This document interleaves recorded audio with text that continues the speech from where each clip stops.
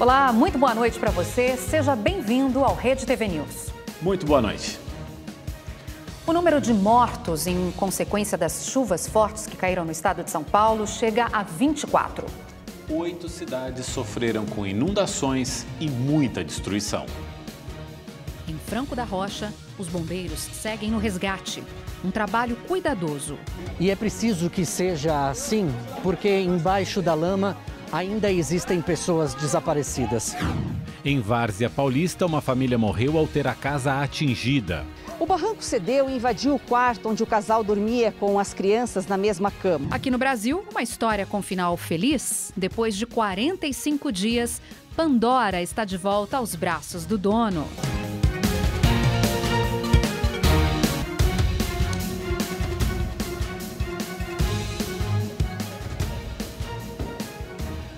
Rede TV News de volta e nós vamos ao vivo para São Paulo, onde 24 pessoas morreram em consequência das fortes chuvas que vêm caindo nos últimos dias. Em 8 cidades do estado paulista, houve, além de vítimas, inundações, queda de barragens. É o repórter Guilherme Lopes que fala conosco agora ao vivo. Ele está em Franco da Rocha, um dos municípios mais atingidos até o momento.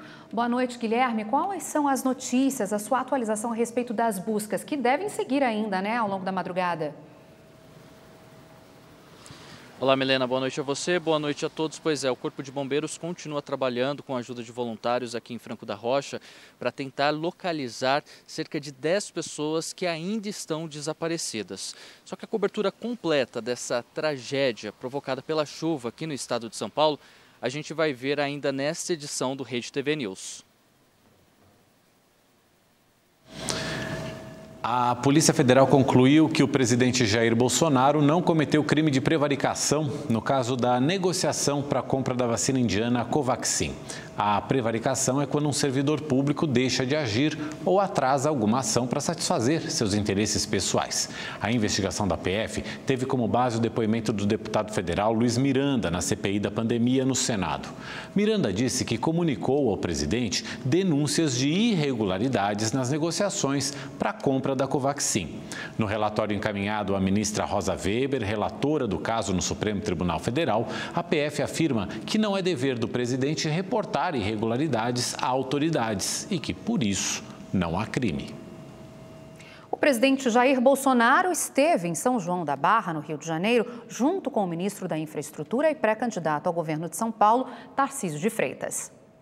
O Tarcísio fez ressurgir o modal ferroviário no Brasil.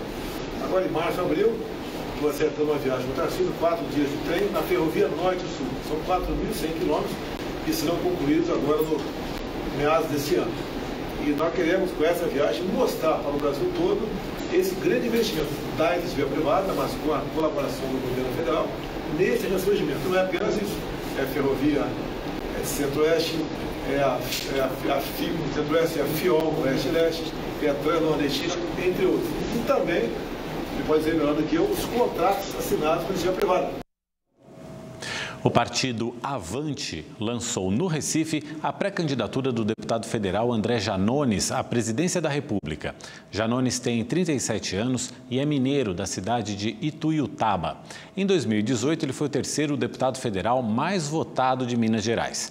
Entre as principais propostas do pré-candidato estão o investimento em programas de renda básica e a promoção da igualdade social. As contas do setor público consolidado, formado por União, estados e municípios, registraram superávit primário de 64 bilhões e 700 milhões de reais no ano passado. Esses números foram divulgados hoje pelo Banco Central. O resultado primário é formado por receitas menos despesas, sem contar o pagamento de juros da dívida pública.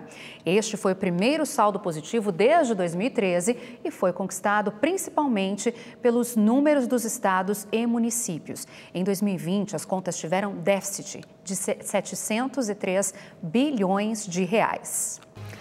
A Agência Nacional de Vigilância Sanitária, Anvisa, recebeu o primeiro pedido de registro de autoteste para a detecção da Covid-19. Essa solicitação foi feita pela empresa OK Technology Comércio do Brasil para um autoteste importado. Na última sexta-feira foi aprovada a venda desses exames nas farmácias brasileiras, mas antes é preciso que as empresas adquiram registro dos produtos. E para isso a Anvisa analisa aspectos como segurança e orientações de uso ao consumidor. A agência informou que vai dar prioridade à análise desses pedidos para a liberação dos registros o mais rápido possível. E vamos aos números da Covid-19 no Brasil. Segundo dados do Ministério da Saúde, são 22 milhões e 196 mil recuperados da doença. 2 milhões 603 mil pacientes continuam em acompanhamento e desde o início da pandemia, 627.138 pessoas morreram de Covid-19 no país. Escolas de todo o país começaram a retomar as aulas presenciais com 100% da capacidade. Essa volta acontece quase 2 anos depois de um período somente de estudos virtuais ou de rodízio dos alunos. Para retomar a rotina num período de aumento de casos de Covid-19 por causa da Ômicron, essa escola particular da capital paulista adotou novas estratégias. Além dos cuidados já conhecidos, como o uso da máscara e álcool em gel, os horários de intervalos foram separados por turma. Na saída, cada grupo fica com seu professor. No caso das crianças, uma por vez é entregue ao responsável. Outra mudança é que agora a entrada e saída são feitas por vários portões. O objetivo é evitar a aglomeração de pais e alunos. Da forma que está sendo feita, a gente acredita muito na segurança das crianças. Até porque é uma necessidade, né? A volta das aulas no presencial. A coordenação também montou uma central de monitoramento para identificar casos positivos da doença. Esse rastreio acontece para a gente identificar com quem esse aluno teve contato. E a partir daí a gente faz o isolamento, tanto do caso positivo quanto dos alunos que tiveram contato com ele, que também assistem às aulas de forma virtual. Na rede pública de São Paulo, o retorno está previsto para a próxima quarta-feira nas escolas estaduais e na semana que vem nas municipais. O Estado vai exigir o comprovante de vacinação. Quem não apresentar não será barrado, mas se o documento não for entregue em 60 dias, o Conselho Tutelar será notificado. A polícia e a Guarda Municipal de Olinda, na Grande Recife, dispersaram uma festa clandestina de pré-carnaval após o município bater recorde de novas infecções pela Covid-19. As cenas de desrespeito às normas sanitárias foram registradas ontem. Centenas de pessoas, a maioria sem máscara, cantavam e dançavam hinos carnavalescos em uma rua da cidade. A Prefeitura de Olinda cancelou o carnaval no município. Já a autorização para festas privadas continua indefinida. E voltando para as notícias aqui do Brasil, um congolês refugiado da fome e da guerra foi espancado até a morte no Rio de Janeiro, depois de cobrar as diárias pelo serviço que ele prestou em um quiosque na zona oeste da cidade. Familiares de Moise Kabangabe se reuniram com representantes das comissões de direitos humanos da Ordem dos Advogados do Brasil e da Assembleia Legislativa do Rio. A OAB anunciou que vai prestar assistência jurídica à família. Nós vamos cobrar não só do Ministério Público, que acompanhe essa investigação e que identifique, que responsabilize as pessoas que cometeram esse crime bárbaro. Moise tinha 24 anos e era congolês. Ele trabalhava por diárias em um quiosque na orla da Barra da Tijuca. No último dia 24, cobrou 2 dias de pagamentos em atraso. Os responsáveis pelo estabelecimento reagiram e espancaram o rapaz até a morte. O corpo foi encontrado amarrado no dia seguinte em uma escada que dá acesso à praia. Ao analisar imagens das câmeras de segurança, a polícia descobriu que pelo menos 5 homens, ainda não identificados, participaram do espancamento. Eles usaram paus e um bastão de beisebol. As agressões duraram cerca de 15 minutos. Então a ideia de que uma pessoa negra pode ser amarrada, pode ser torturada e espancada em público está naturalizada na nossa sociedade. A ideia de uma impunidade. É isso que aqueles que tiraram a vida do Moise tinham de tranquilidade para fazer a brutalidade, a violação de direito humano que fizeram. O jovem chegou ao Brasil em 2014, junto com a mãe e os irmãos. Ele entrou no país como refugiado político para escapar da fome e da guerra no Congo. A família conta que de início se sentiu acolhida, mas agora se sente insegura. Sair de um lugar onde ele poderia estar morto, veio morrer num lugar onde ele acha que vai estar vivo. Isso não é normal, a gente só espera que a justiça vai ser feita. O corpo de Moise foi enterrado em uma cerimônia marcada por um ritual típico do Congo. No sábado, representantes da comunidade congolesa fizeram um protesto em frente ao quiosque, que estava fechado.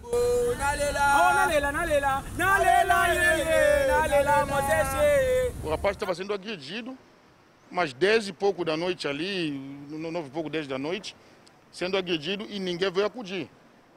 Então isso chocou muito a comunidade, todos os congoleses, todos os africanos em geral, no Brasil, estão sinceramente chocados. E acho que toda a comunidade negra também do Brasil estão comovidos com essa situação aí. Outra situação também lamentável aconteceu no estado de São Paulo. Foi enterrado hoje, na capital paulista, o corpo do turista morto durante uma tentativa de assalto em Guarujá, no litoral. Uma câmera de segurança flagrou o crime. O vídeo mostra quando o carro de Luigi Giacomazzi, de 26 anos, é fechado por um outro veículo por volta das 11 horas da noite do último sábado. Assustado, o jovem dá ré e tenta fugir. É nesse momento que o assaltante desce e atira. Luigi foi atingido 2 vezes, perdeu o controle da direção e capotou o carro. A esposa dele e um amigo também estavam no veículo, mas não se feriram com gravidade. Luigi Giacomazzi morreu no local. De acordo com a polícia, o carro utilizado pelos criminosos foi roubado minutos antes. Até agora, ninguém foi preso. Luigi deixa a esposa e uma filha de 3 anos. Uma perda irreparável, uma dor infinita. Enfim. E a forma, né? A forma é o que nos deixa mais indignados. Um avião monomotor caiu hoje na fazenda do tricampeão de Fórmula 1, Nelson Piquet, em Brasília. De acordo com o relato do piloto, no momento do pouso, a aeronave foi atingida por uma rajada de vento lateral, o que provocou a queda. 3 homens, uma mulher e um bebê de 2 meses estavam no avião. Eles são amigos de Geraldo Piquet, irmão de Nelson Piquet, e voltavam da Bahia. Segundo o Corpo de Bombeiros, todos foram resgatados sem ferimentos.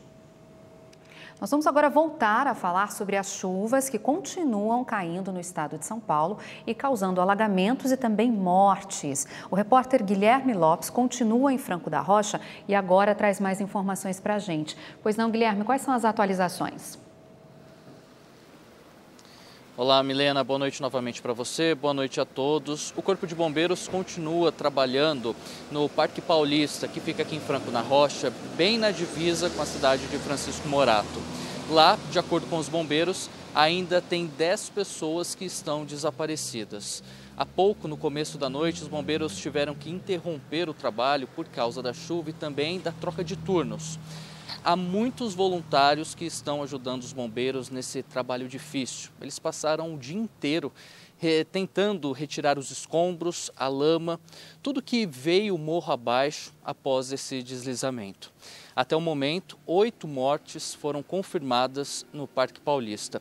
Ali é uma região bem acidentada e bastante povoada, com dezenas de casas. E de acordo com a Defesa Civil, pelo menos 10 delas foram atingidas por esse deslizamento. O número de desaparecidos, por enquanto, está em 10, só que, segundo o comandante dos bombeiros, ele pode variar, de acordo com as informações tanto dos parentes das vítimas, quanto da Secretaria de Assistência Social, que continua na busca dessas pessoas, com a esperança de que alguém tenha saído na madrugada ou antes da chuva e que não estava lá no momento dessa tragédia. O que tem mais chamado a atenção é a ajuda desses voluntários. Muitos deles são parentes de pessoas que ainda permanecem desaparecidas. Aqui em Franco da Rocha, choveu o equivalente a praticamente tudo que era esperado para o mês de janeiro inteiro.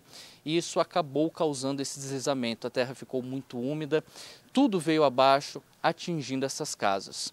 Agora a gente vai ver na reportagem de Arthur Neves como foi essa tempestade que atingiu o estado de São Paulo, deixando aí 24 mortos e mais de 27 cidades atingidas. Em Embu das Artes, a 30 quilômetros da capital paulista, 3 pessoas de uma mesma família morreram. A casa onde elas estavam foi atingida por um deslizamento de terra. Essa residência próxima ao local do incidente foi interditada por causa do risco de novos desabamentos. O secretário de Obras e a Defesa Civil estiveram no local. Em Arujá, também na Grande São Paulo, o muro desta casa caiu com a força da água. Em outro ponto da cidade, um homem morreu preso dentro do carro submerso. 8 cidades registraram mortes pelas chuvas em São Paulo. Além de Embu das Artes e Arujá, Francisco Morato, Itapevi, Ribeirão Preto, Jaú, Várzea Paulista e Franco da Rocha. Aliás, Franco da Rocha foi uma das cidades mais atingidas pelas chuvas desse fim de semana. Pela manhã, a região central estava assim, coberta de água. Em outro ponto, uma imagem assustadora. Moradores registraram um momento em que um deslizamento de terra atinge uma casa. Meu Deus! Cerca de 15 pessoas estavam no local. O Corpo de Bombeiros chegou logo em seguida e começou as buscas por sobreviventes. Um trabalho cuidadoso que continuou hoje. E é preciso que seja assim, porque embaixo da lama ainda existem pessoas desaparecidas. Agora, 1h23 da tarde de segunda-feira, já faz mais de um dia que voluntários e bombeiros fazem as buscas. Com um apito, os agentes pediam silêncio para tentar ouvir algum sobrevivente embaixo dos escombros. A cada vítima encontrada com vida, voluntários e bombeiros comemoravam. Eu levantei, na hora que eu corri do quarto, eu não vi o barranco, só vi o fumaceiro branco descendo. Foi muita fumaça branca. Aí, quando eu corri para fora, já tinha uns parentes meus já correndo, um primo meu também que já saiu soterrado, ele conseguiu se salvar, a prima minha também, mas as casas também desceram tudo, mas alguns conseguiu correr e outros não. O dono deste caminhão estava trabalhando quando foi surpreendido pela enxurrada. Foi repentino, a água estava só até a metade da roda. Como eu passei numa parte que ainda tinha asfalto, acreditei que dava para passar e de repente subiu repentinamente. São patrimônios caros, né? Não só o caminhão, quanto o equipamento da empresa que está esperando. Só ali de prejuízo é mais de 1,5 milhão. No domingo, os acessos a Franco da Rocha ficaram assim, totalmente fechados. A água formou um grande lago numa das principais avenidas da cidade. Nas ruas, comerciantes e moradores tentavam salvar o que podiam. Infelizmente, o que aconteceu com a gente na cidade, a gente nunca esperava isso. Nunca teve uma enchente com essa magnitude, com essa altura. E depois que a água baixou, esse é o resultado que a gente vê da loja de colchões. São 30 camas, muitos travesseiros, olha só a quantidade de material perdido.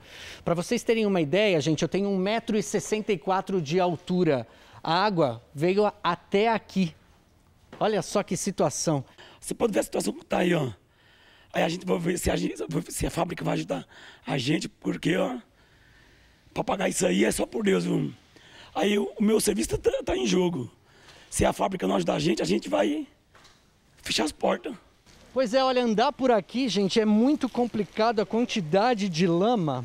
E olha só, a gente chegou aqui em frente a uma loja que vende produtos para animais. Olha só a quantidade de ração que foi perdida. Com as calçadas cheias de lama, as pessoas disputavam espaço com os carros. Agora, a senhora não tem medo de andar assim, desse jeito também? De ter, tem, né? Mas é o jeito, porque ó, o jeito que tá as condições. Então nós temos de andar, né? Ontem mesmo, voluntários já começaram a se mobilizar para ajudar as vítimas da tragédia em Franco da Rocha. Centenas de pessoas vieram a essa escola municipal da cidade para trazer calçados e roupas. Está chegando bastante alimento, né? E a gente vê assim, a mobilização das pessoas e a preocupação, né, em estar doando alimento, né? Está chegando bastante coisa, graças a Deus, né? Bastante roupa. Só que a gente está sentindo ainda falta, né, de bastante produtos de higiene, né? Produtos de higiene, cobertas, colchão, o que puder estar doando nesse sentido a gente vai estar recebendo também. Veio trazer também coisas para as pessoas. Isso. Eu trouxe roupa, alimentos, cesta básica que a gente arrecadou com o pessoal. Aí estamos trazendo aqui para a escola aqui. É importante ajudar nesse momento? Isso, é bem importante, que tem muita gente precisando também, né? E é uma situação complicada por várias cidades do estado de São Paulo. No interior do estado, em Várzea Paulista, em 3 dias choveu metade do que era esperada para um mês de janeiro inteiro. Essa foi a pior chuva dos últimos 10 anos, de acordo com a Defesa Civil. E, de acordo com as informações da Prefeitura, foram 8 pontos de alagamento pela cidade, 15 deslizamentos de terra e, infelizmente, uma família inteira, com 5 pessoas, acabou morrendo, atingida pelos escombros. A gente vai acompanhar na reportagem de Joyce Mafezoli. Parentes, amigos e vizinhos vieram se despedir da família. É difícil ver a família indo assim, né? Essa noite nem dormi, só Deus ver. Noite toda acordada, foi um choque para nós, para mim, minha esposa, a família, tudo. Ele era um cara muito legal, muito, né, um amigão mesmo. Vai fazer muita falta pra gente aí. Ricardo Eugênio dos Santos, de 40 anos, a mulher, Tatiane Aparecida dos Santos, de 30, os filhos eram Richard, de 12 anos, Nicole, de 10 e Tayane, de 1 ano de idade. Eles foram soterrados pela lama. A equipe de resgate levou pelo menos 7 horas para retirar os corpos e contou com a ajuda de uma retroescavadeira. O barranco cedeu e invadiu o quarto onde o casal dormia com as crianças na mesma cama. O quarto onde os irmãos costumavam dormir era naquela janela e ficou intacto. Ou seja, se estivessem naquele cômodo, teriam escapado da tragédia. A vizinha conta que os parentes arrombaram a porta da cozinha para entrar na casa e tentar ajudar as vítimas. Só que estava o quarto todo soterrado, então a porta do quarto deles não abriam. Aí o pai dele e o irmão dele começou a chamar por ela. O irmão falou que ouviu ela murmurando de dor, ela gemendo, mas eles não falavam e depois disso também não se ouvia mais nada. A família da Gabriele é uma das que tiveram que deixar as casas por risco de um novo desmoronamento. A dela é a bege. As 2 atrás, uma da avó, estão penduradas no barranco. 5 residências foram interditadas. Ela e o marido se mudaram às pressas para a garagem do pai dela. Qual é o teu sentimento diante disso, de você deixar a sua casa e olhar para o vizinho ao lado e o vizinho não teve a mesma chance que você?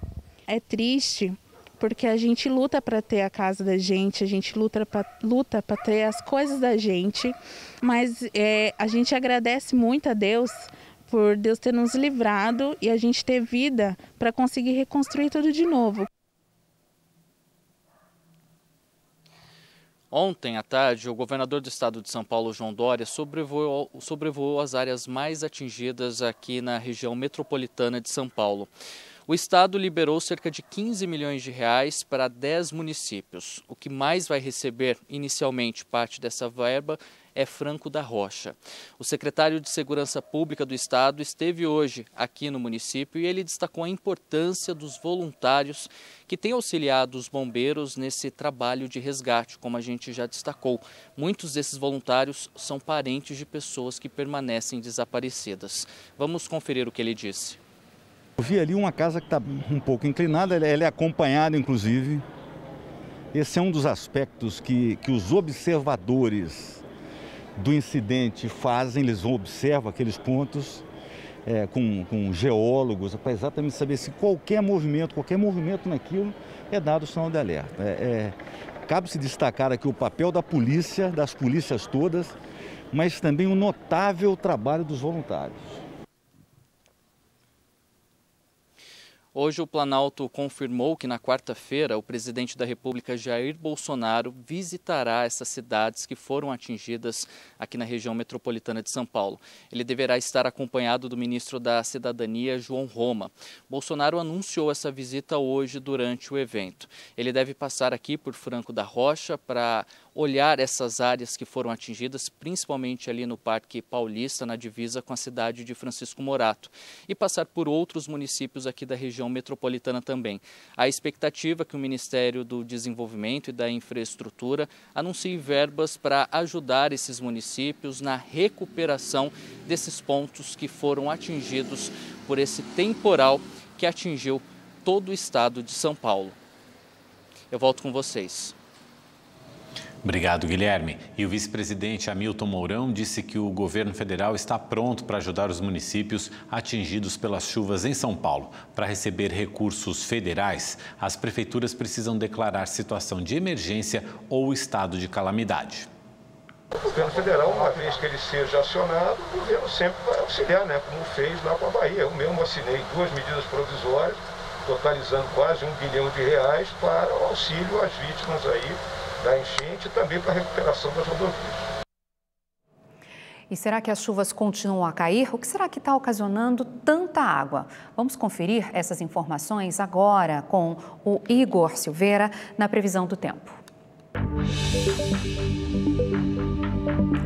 Olá, boa noite. Olha, toda essa chuva que tem atingido a cidade de São Paulo desde o final de semana até hoje tem uma explicação. Como a gente vê aqui no mapa, uma frente fria estacionou no sudeste e canalizou toda a umidade com as ACAS, que é a zona de convergência do Atlântico Sul, que traz vento quente e úmido da região norte em direção ao sudeste. Por isso, as nuvens ficam carregadas e chove em grande volume. Amanhã ainda deve chover em todo o estado e como o solo está encharcado, ainda há risco de deslizamento de terra. Só a partir de quarta-feira é que essa chuva perde força e a temperatura começa a subir. Olha só, 26 graus amanhã e 27 graus na quarta-feira. Há risco de chuva forte no Rio de Janeiro, no Espírito Santo e em Minas Gerais. E ela pode vir acompanhada de trovoadas e ventanias.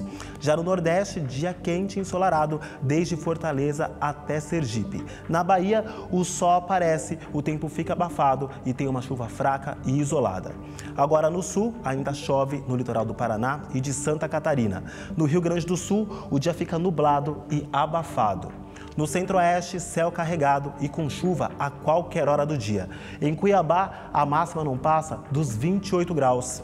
E para saber mais sobre a previsão do tempo na sua cidade, é só entrar no site da Rede TV. Eu fico por aqui, uma ótima noite e até mais. Vamos mudar de assunto, falar um pouquinho de esporte. Já classificado para a Copa, o Brasil enfrenta o Paraguai amanhã em Belo Horizonte pela 16ª rodada das eliminatórias. Mesmo sem Neymar, a passagem da seleção pela capital mineira desperta o interesse da nova geração de torcedores. Eu gosto do Casemiro, do Arana, do Alisson. Eu gosto também do Antony. Fã de Vinícius Júnior, Pedro, de 10 anos, veio com a camisa do Real Madrid. A gente começou a acompanhar ele. Quando ele chegou lá no Real Madrid, a gente começou a ver os lances, começar a ver jogos só por causa dele. Mas o pai deles está um pouco preocupado. É um nível bom, mas a seleção brasileira ela não foi testada ainda. Quando enfrentar essas seleções europeias aí é que o bicho vai pegar. A partida contra o Paraguai vai ser no Mineirão, aqui em Belo Horizonte. A seleção é líder das eliminatórias sul-americanas para a Copa do Mundo do Catar e o adversário está em 9º lugar. Com a equipe já classificada, o técnico Tite deve dar oportunidade para jogadores mais jovens. Uma das novidades pode ser a estreia do zagueiro Gabriel Magalhães. São oportunidades que os atletas vão se mostrando, se habilitando, se capacitando para uma disputa futura numa convocação final. É a realidade dos fatos. E esse é um momento, que bom que seja assim. Quem também deve começar a partida é o Belo Horizontino Fred, que joga no Manchester United, da Inglaterra. Nascido e criado aqui em Venda Nova, né? Ali no bairro Jardim Europa. E, primeiramente, vai ser uma honra. Nunca tive a oportunidade de jogar no Mineirão. Hoje, antes do último treino, a CBF informou que o lateral Alexandro testou positivo para a Covid. Segundo o comunicado, o jogador da Juventus da Itália está assintomático e vai cumprir a quarentena na capital mineira. Com isso, Alex Telles vai jogar na esquerda. Na direita, a vaga é do veterano Daniel Alves, que chegou à marca de 121 jogos pela seleção na última quinta-feira. Agora é o terceiro jogador que mais vestiu a amarelinha, atrás apenas de Roberto Carlos e Cafu. Eu acho que de vez por todas nós temos que criar esse espírito de que a oportunidade de poder estar numa Copa do Mundo, de poder estar lutando para devolver essa estrela para o nosso país. Ela tem que ser muito mais do que um sonho e é o que eu tento contagiar meus companheiros disso. No futebol estadual, a semana começou com a chegada de um novo atacante ao Flamengo. Em meio a muita choradeira, Marinho foi apresentado oficialmente para a torcida flamenguista. Mas quem roubou a cena mesmo foi o pai do craque, o seu Zé Carlos. Quero agradecer a Deus por estar aqui, ter recebido esse convite do meu filho. E nós vamos encerrar essa edição do Rede TV News com uma boa notícia. A cachorrinha Pandora foi localizada depois de 45 dias desaparecida. Ela agora está internada em um hospital veterinário. Passou por exames, tomou soro para se recuperar do longo período em que ficou perdida em Guarulhos, na Grande São Paulo. O vídeo feito com o celular mostra Pandora no colo da mãe de Reinaldo, o dono da cadela. A cachorrinha tinha acabado de ser devolvida à dona Terezinha, que não conteve a emoção. Ai, meu Deus. Ô, meu pai.